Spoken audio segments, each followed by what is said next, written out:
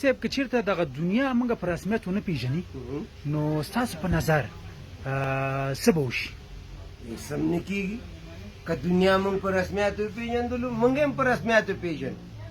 که هغه یې ونه پېژندلو موږ هم قصه کینې موږ د چا نه کم نه یو زموږ وطن غني ملک دی د طالبانو انشاءالله اولنی کار دا دی چې موږ به خپل پټرول ګاز معدنیات ماربل مساینک دا ټولو باندې موږ کار شروع کوو همدغه سخشیان چې نن تلي امریکې ته هلته د هغوی سپین ځي سبا ته به همدغه خړې سترګو ته بېرته راځي دلته کار ته موږ خپل الله په رسمیت پېژنو او موږ د الله بندګان یو زموږ توکل په الله ده ګوره 4 موټرسایکل او 52 لی شکست ورکړو 4 موټرسایکل صرف یې 4 موټرسایکل په 0 میټرو بدل شو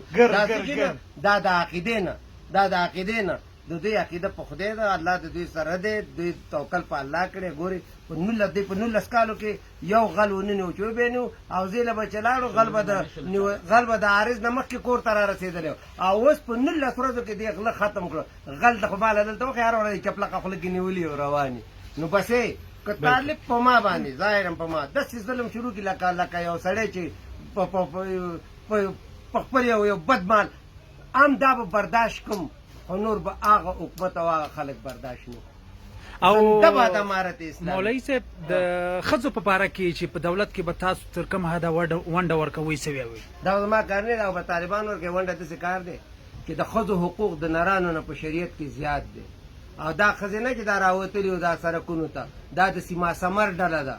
دا د فاحشو ډله ده سیما سمر ورته دغه د عیاشي او فحاشۍ لارې ښې راځي د ښځې حقوق ګوره جلۍ چې کله پیدا شي رحمت دی کله چې واده شي د دې نیم ایمان د میړه ورسره پوره شي کله چې مور شي جنت یې د خپو لاندې راشي نو ووایه چې حقوق د سړي زیات شو که د ښځې؟ بالکل